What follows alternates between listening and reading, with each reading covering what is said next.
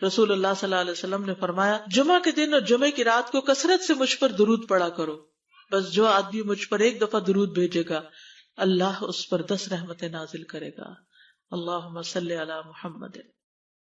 رسول اللہ صلی اللہ علیہ وسلم نے فرمایا تمہارے افضل دنوں میں سے جمعے کا دن ہے، اسی دن آدم علیہ السلام پیدا کیے گئے، اسی دن ان کی روح قبض کی گئی، اسی دن سور پھونکا جائے گا اور اس دن سب لوگ بے ہوش ہوں گے، اس لیے اس دن مجھ پر کثرت سے درود بھیجا کرو کیونکہ تمہارا درود مجھ پر پیش کیا جاتا ہے۔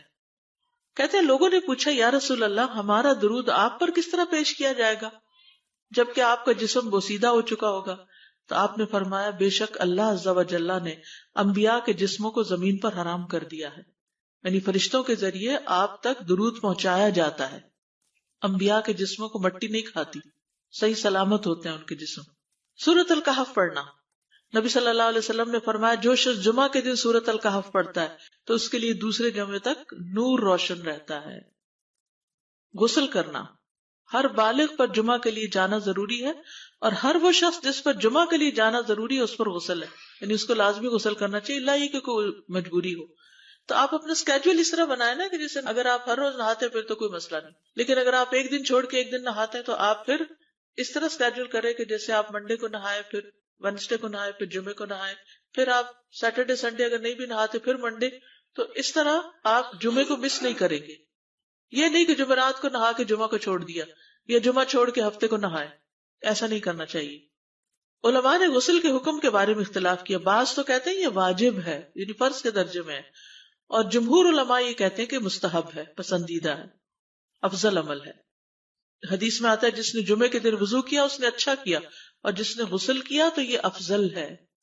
صفائی میں مبالغہ ہوتی نا، ویکلی صفائی آپ کو کرنی ہوتی ہے، یعنی جیسے ناخن وغیرہ کاٹتے ہیں یا پھر اپنے زائد بال وغیرہ اتارتے ہیں، تو یہ سب چیزیں اگر جمعے کے دن ہو تو زیادہ بہتر ہے۔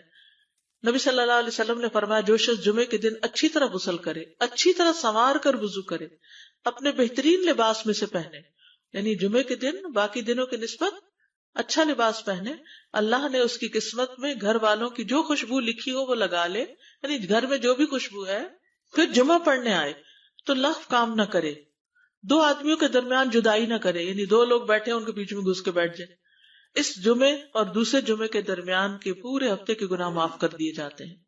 پھر مسواک کرنا، جمعے کی سنتیں بتاتے ہوئے آپ نے فرمایا اور تم پر مسواک کرنا لازم ہے۔ اچھا لباس پہننا، نبی صلی اللہ علیہ وسلم نے فرمایا اگر ممکن ہو تو جمعہ کے لیے اپنے کام کاج کے کپڑوں کے علاوہ 2 کپڑے اور بنا رکھنے میں کیا حرج ہے، اسپیشل ڈریس رکھے جو جمعے کو ہی پہن لے۔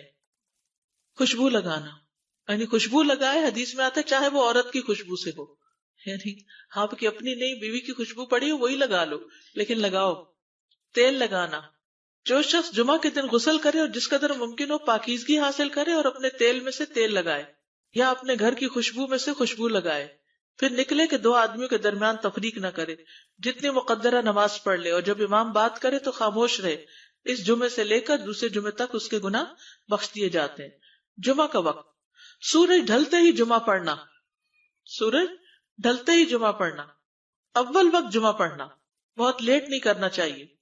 ایاس بن سلمہ بن عقبہ اپنے والد سے روایت کرتے ہیں، انہوں نے کہا کہ ہم رسول اللہ صلی اللہ علیہ وسلم کے ساتھ جمعے کی نماز پڑھ کر واپس لوٹتے تھے تو دیواروں کا سایہ اتنا نہیں ہوتا تھا کہ ان سے اپنے آپ کو سایہ مہیا کیا جا سکے، یعنی ابھی سورج بہت تھوڑا ڈھلا ہوتا تھا۔ ہاں گرمی کی شدت میں تاخیر کی اجازت ہے۔ مسجد میں داخلہ، مسجد کی طرف جلدی نکلنا، تحیت المسجد ادا کرنا۔ عمر بن دینار کہتے ہیں انہوں نے جابر رضی اللہ عنہ کو کہتے ہوئے سنا کہ ایک شخص جمعہ کے دن مسجد میں داخل ہوا اس حال میں کہ نبی صلی اللہ علیہ وسلم خطبہ دے رہے تھے، تو آپ نے فرمایا کیا تم نے نماز پڑھی؟ اس نے کہا نہیں، تو آپ نے فرمایا کھڑے ہو 2 رکعتیں پڑھو۔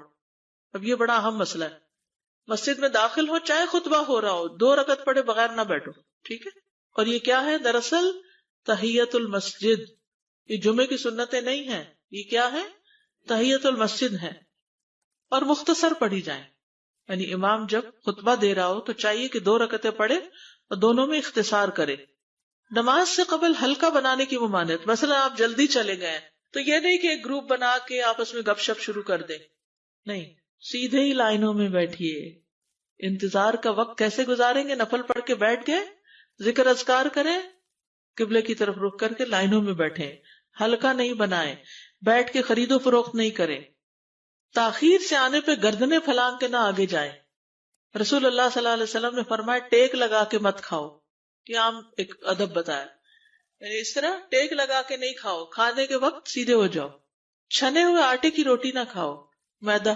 مسجد میں کوئی جگہ مقرر نہ کرو کہ یہ میری جگہ ہے، آپ کیوں آج یہاں کھڑی ہو گئی، کہ تم اسی میں ہی نماز پڑھو۔ کچھ لوگ ہوتے ہیں نا آ کے مخصوص جگہ ہی پڑھتے ہیں، اگر کوئی اور وہاں ڈسٹرب ہو جاتے ہیں۔ اور جمعہ کے دن لوگوں کی گردنیں نہ پھلانگو، ورنہ اللہ تمہیں قیامت کے دن لوگوں کے لیے پل بنا دے گا۔ کیونکہ بہت اذیت کی بات ہے نا، آپ بیٹھے ہیں لوگ باقاعدہ بازو کے کندھوں پہ ہاتھ رکھ کے اس کو تنگ کر اس کو تنگ کر، تو یہ نہیں کرنا چاہیے۔ اگر آپ کو اٹھنا بھی پڑ گیا بیچ میں تو واپسی پہ پیچھے کھڑے ہو جائیے، اگلی لائن مل جائے گی۔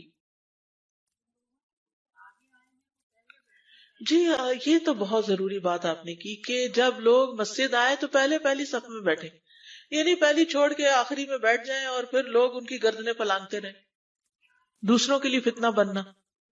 جابر بن عبداللہ رضی اللہ عنہ سے روایت ہے کہ جمعے کے دن رسول اللہ صلی اللہ علیہ وسلم خطبہ ارشاد فرما رہے تھے کہ ایک آدمی مسجد میں داخل ہوا، وہ قریب آ کر بیٹھنے کے لیے لوگوں کے اوپر سے گزرنے لگا۔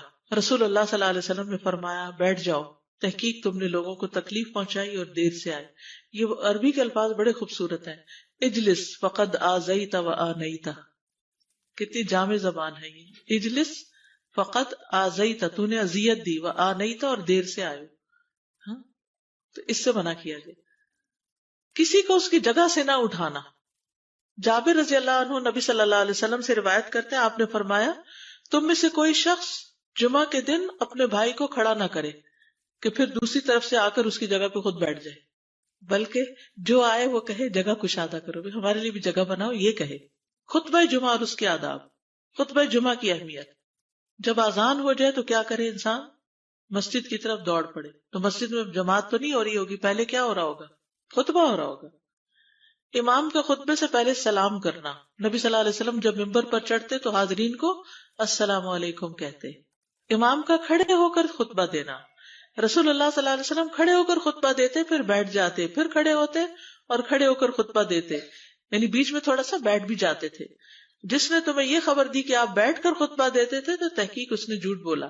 بس یقیناً اللہ کی قسم میں نے آپ کے ساتھ 2000 سے زائد نمازیں پڑھی ہیں، یعنی جن میں بہت سے جمعے بھی آئے ہیں، تو ایسا کچھ نہیں۔ امام کا 2 خطبے دینا، یعنی کھڑے تھے پہلے، پھر ذرا بیٹھ گئے، پھر دوسری دفعہ اٹھے تو یہ 2 خطبے ہو گئے۔ مختصر خطبہ دینا۔ آپ کے خطبات چند کلمات ہوا کرتے تھے، بہت لمبی تقریریں نہیں۔ آپ کا خطبہ درمیانہ ہوتا تھا۔ نبی صلی اللہ علیہ وسلم نے فرمایا آدمی کا نماز کو لمبا کرنا اور خطبے کو مختصر کرنا اس کی سمجھداری کی علامت ہے۔ بس نماز لمبی کرو اور خطبہ مختصر کرو، کیونکہ بعض بیان جادو جیسا اثر رکھتے ہیں، یعنی تھوڑا بھی بات کرو گے تو دل میں چلی جائے گی۔ نماز پہ زیادہ توجہ۔ نبی صلی اللہ علیہ وسلم کا خطبے میں سورۃ قاف پڑھنا۔ حارثہ بن نعمان کی بیٹی سے روایت ہے، کہتی ہے کہ میں نے سورۃ قاف رسول اللہ صلی اللہ علیہ وسلم سے سن کر حفظ کر لی۔ آپ ہر جمعے کو خطبے میں پڑھا کرتے تھے۔ سامعین کا امام کی طرف رخ کرنا، یعنی جمعے کے دن یہ نہیں کہ آپ کرسی لگا کے کسی اور طرف منہ کر کے بیٹھ جائیں اور جب جماعت ہو تو پھر صف میں کھڑے، نہیں، آپ صف میں بیٹھے ہو، کس طرف منہ ہو؟ قبلہ رخ ہو، امام سامنے ہی ہوگا نا قبلے کی طرف۔ ایک صحابی کہتے کہ جب آپ ممبر پہ چڑھتے تو ہم اپنے چہروں کے ساتھ آپ کی طرف متوجہ ہوتے، ادھر ادھر نہیں دیکھتے تھے خطبے کے دوران۔ امام کے قریب بیٹھنا۔ اللہ کے نبی صلی اللہ علیہ وسلم نے فرمایا ذکر میں حاضر ہوا کرو، یعنی خطبہ میں، اور امام کے قریب بیٹھا کرو، بے شک آدمی دور ہوتا رہتا ہے حتیٰ کہ وہ جنت میں بھی پیچھے ہی ہوگا اگرچہ وہ اس میں داخل بھی ہو جائے۔ یہ تاخیر کی اتنی مذمت ہے۔ خاموشی سے خطبہ سننا، یعنی بات نہیں کرنی چاہیے، کوئی اہم بات بھی نہیں پوچھنی چاہیے۔ ابن مسعود سے روایت ہے کہ انہوں نے ابی ابن کعب سے قرآن کی کسی آیت کے بارے میں سوال کیا جبکہ اللہ کے نبی خطبہ دے رہے تھے، تو انہوں نے اعراض کیا اور کوئی جواب نہ دیا۔ پھر جب آپ نے نماز پڑھائی تو ابی کہنے لگے تمہارا جمعہ ہی نہیں ہوا۔ تو ابن مسعود نے رسول اللہ صلی اللہ علیہ وسلم سے پوچھا تو آپ نے فرمایا ابی نے سچ کہا، کوئی بات کرنے کی اجازت نہیں، یہ کہنے کی بھی کہ چپ ہو جاؤ یہ بھی اجازت نہیں۔ عبداللہ بن مسعود کہتے کہ جب امام جمعہ کے لیے آ گیا پھر تمہارا اپنے ساتھی سے یہ کہنا کہ خاموش رہو لغویت کے لیے کافی ہے، یہ بھی لغو بات ہے۔ کوئی لغو حرکت نہ کرنا، کنکریوں سے نہ کھیلنا، فون سے نہیں کھیلنا، میسجز چیک نہیں کرنا، انگلیوں میں انگلیاں ڈال کے پٹاخے نہیں بجانا، گوٹ مار کے نہیں بیٹھنا. گوٹ مار کے کیسے بیٹھتے ہیں؟ گھٹنے اوپر کر کے اور یوں ایسے گھٹنوں کے گرد ہاتھ ڈال کے. کئی دفعہ ایسے نظر آتا ہے کہ خطبے میں لوگ اس طرح بیٹھے ہوتے ہیں کیونکہ پتہ نہیں ہے.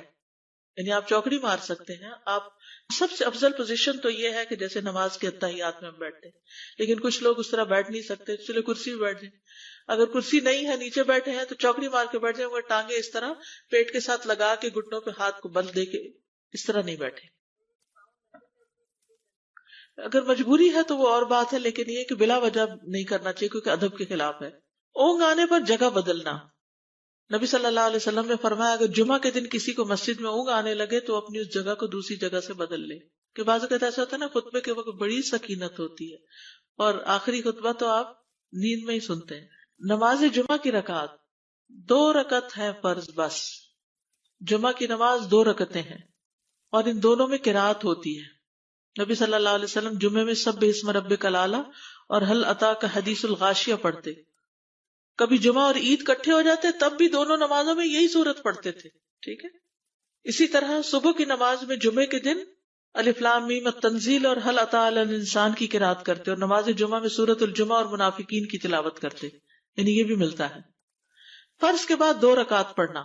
عبداللہ بن عمر سے روایت ہے انہوں نے رسول اللہ صلی اللہ علیہ وسلم کی نفل نماز کو بیان کیا اور کہا کہ آپ جمعے کے بعد کوئی نفل نماز نہیں پڑھتے تھے حتیٰ کہ واپس تشریف لے جاتے پھر اپنے گھر میں 2 رکعت پڑھتے تھے. اب جو لوگ گھر نہیں جاتے تو پھر وہیں پر وہ پڑھ لیتے ہیں، ورنہ آپ صلی اللہ علیہ وسلم اپنی سنتیں وغیرہ گھر میں پڑھتے تھے. اور اسی طرح 4 بھی پڑھی جا سکتی، 2 بھی ہیں 4 بھی ہیں. آپ صلی اللہ علیہ وسلم نے فرمایا جب تم میں سے کوئی جمعہ پڑھ چکے تو اس کے بعد 4 رکعتیں پڑھے. یہ آپ کا حکم ہے. تو جب آپ کا 2 چیزیں ہوتی ہیں سمجھنے کے لیے، ایک آپ کا فعل ہوتا ہے اور ایک آپ کا حکم ہوتا ہے. تو ہمارے لیے کیا ہے جو آپ کا حکم ہو. جمعے کے بعد کوئی اور نماز پڑھنے سے پہلے گفتگو کرنا، یعنی سنت پڑھنے سے پہلے گفتگو کرنا.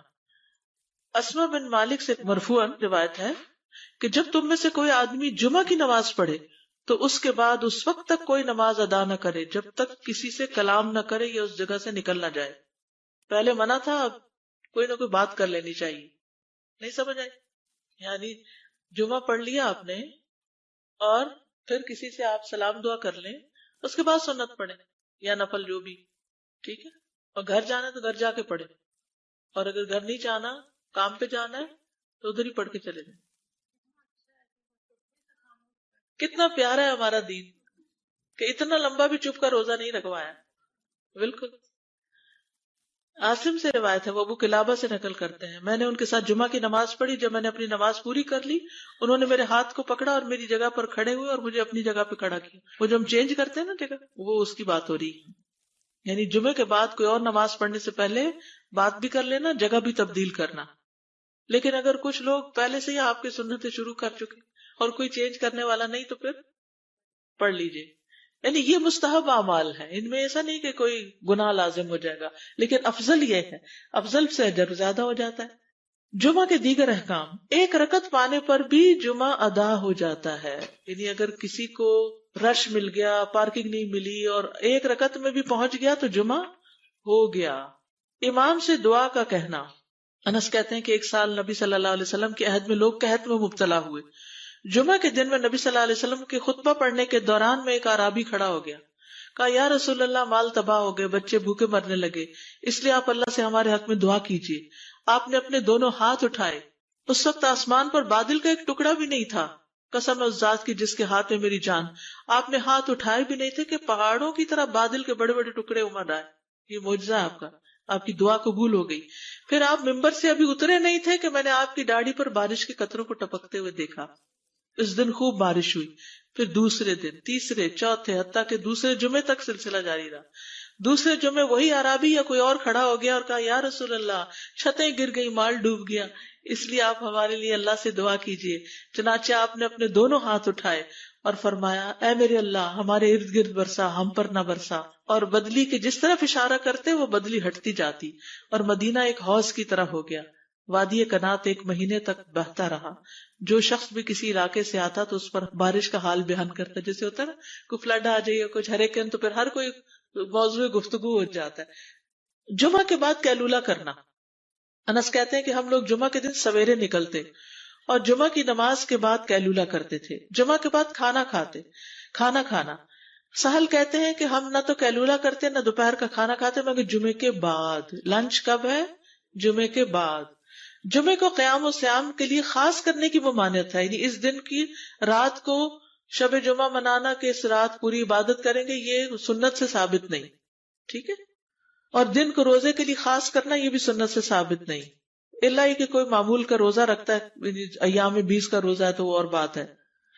ابو ہریرہ سے روایت ہے کہ میں نے رسول اللہ صلی اللہ علیہ وسلم کو فرماتے ہوئے سنا، تم میں سے کوئی شخص جمعہ کے دن روزہ نہ رکھے مگر یہ کہ اس کے ایک دن پہلے یا اس کے بعد کا دن ملا کر روزہ رکھے.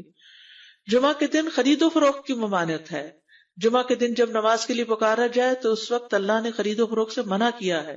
وَذَرُوا الْبَيْعَ، اس دن کاروبار حرام ہے. اور یہ جمعے کی دوسری اذان کے ساتھ تعلق رکھتا ہے، یعنی صبح صبح کام کر سکتے ہیں لیکن اذان ہوتے ہی چھوڑ دیں، اور جب پھر جمعہ سے فارغ ہو جائے تو دوبارہ دکان پہ جا کے بیٹھ جائیں. جابر بن عبداللہ کہتے ہیں کہ نبی صلی اللہ علیہ وسلم جمعہ کے دن خطبہ ارشاد فرما رہے تھے کہ مدینہ میں ایک تجارتی قافلہ آیا. رسول اللہ صلی اللہ علیہ وسلم کے صحابہ اس کی طرف لپک پڑے اور آپ کے پاس مسجد میں صرف 12 آدمی بچے.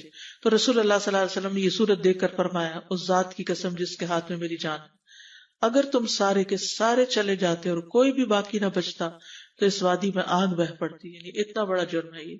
پھر یہ آیت نازل ہوئی، وَإِذَا رَأَوْا تِجَارَةً أَوْ لَهْوًا انفضوا إِلَيْهَا وَتَرَكُوكَ قَائِمًا، جب وہ کوئی سودا بکتا دیکھیں یا کوئی تماشا نظر آ جائے تو اس کی طرف دوڑ جاتے اور آپ کو کھڑا ہی چھوڑ دیتے ہیں.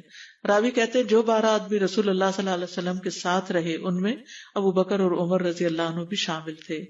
جمعے کے دن قبولیت کی گھڑی ہوتی ہے، اس وقت اللہ سے بھلائی مانگنی چاہیے. رسول اللہ صلی اللہ علیہ وسلم نے فرمایا، جمعے کے دن میں ایک گھڑی ایسی ہے کہ کوئی مسلمان اللہ سے کسی خیر کا سوال کرتے ہوئے اس کی موافقت نہیں کرتا مگر اللہ اسے وہی خیر عطا کر دیتا ہے. فرمایا یہ ایک چھوٹی سی گھڑی تھوڑی دیر کے لیے ہوتی ہے اور یہ ہر جمعے کو ہوتی ہے. ٹھیک ہے. اور خصوصاً نماز میں بھی اگر کوئی دعا کر رہا ہوتا ہے نا انسان تو وہ بھی قبول ہو جاتی ہے. نماز میں دعا کہاں ہوتی ہے؟ شروع میں ہوتی ہے، رکوع میں ہوتی ہے، سجدے میں ہوتی ہے، تشہد میں ہوتی ہیں. تو اگر یعنی جمعہ پڑھ رہے ہیں اور بیچ میں دعائیں آ گئی ہیں تو ہو سکتا وہی گھڑی آ گئی ہو اور آپ کی دعا قبول ہو جائے. اور یہ تورات میں بھی اس کا ذکر تھا. ابو ہریرہ رضی اللہ عنہ کہتے ہیں کہ رسول اللہ صلی اللہ علیہ وسلم نے فرمایا، بہترین دن جس میں سورج طلوع ہوتا ہے جمعہ کا دن ہے. اس دن میں ایک گھڑی ایسی ہے کہ نماز کی حالت میں اگر کوئی مسلمان بندہ اللہ عز و جل سے کچھ طلب کرے تو وہ اس کو ضرور دیتا ہے. کعب نے کہا ایسا سال میں ایک مرتبہ ہوتا ہے؟ تو میں نے کہا نہیں بلکہ ہر جمعہ کو ہوتا ہے. کہتے ہیں پھر کعب نے تورات پڑھی تو کہا نبی صلی اللہ علیہ وسلم نے سچ فرمایا. ابو ہریرہ رضی اللہ عنہ کہتے ہیں کہ میں بعد میں عبداللہ بن سلام سے ملا اور ان سے اپنی اور کعب کی مجلس کا بتایا تو عبداللہ بن سلام رضی اللہ عنہ نے کہا میں جانتا ہوں وہ گھڑی کب آتی ہے. ابو ہریرہ نے کہا مجھے بھی بتائیے. انہوں نے کہا وہ جمعہ کے دن میں آخری گھڑی ہے. میں نے کہا یہ جمعے کے دن کی آخری گھڑی کیسے ہو سکتی ہے؟ حالانکہ رسول اللہ صلی اللہ علیہ وسلم نے فرمایا جو مسلمان بندہ اس کو نماز پڑھتے ہوئے پائے. اس وقت میں کوئی نماز نہیں پڑھی جاتی. تو عبداللہ بن سلام نے کہا کیا رسول اللہ صلی اللہ علیہ وسلم نے یہ نہیں فرمایا جو شخص نماز کے انتظار میں بیٹھا رہے وہ گویا نماز ہی کی حالت میں ہے حتیٰ کہ نماز پڑھ لے؟ کہتے ہیں میں نے کہا ہاں. تو انہوں نے کہا بس یہی ہے، یعنی اس وقت کیا کرنا چاہیے؟ آخری گھڑی میں وضو وغیرہ کر کے مغرب کی نماز کے انتظار میں بیٹھ کے دعائیں کریں، اذان ہو تو نماز پڑھ لیں. عصر کے بعد سے مغرب تک کا وقت ہے. انس بن مالک سے روایت ہے کہ نبی صلی اللہ علیہ وسلم نے فرمایا جمعہ کے دن اس گھڑی کو جس میں دعا کی قبولیت کی امید کی جاتی ہے عصر سے لے کر سورج ڈوبنے تک کے درمیان تلاش کرو اور دن کی آخری گھڑی ہے. تو اللہ سبحانہ وتعالی ہمیں اس دن کی برکتوں سے فائدہ اٹھانے کی توفیق عطا فرمائے.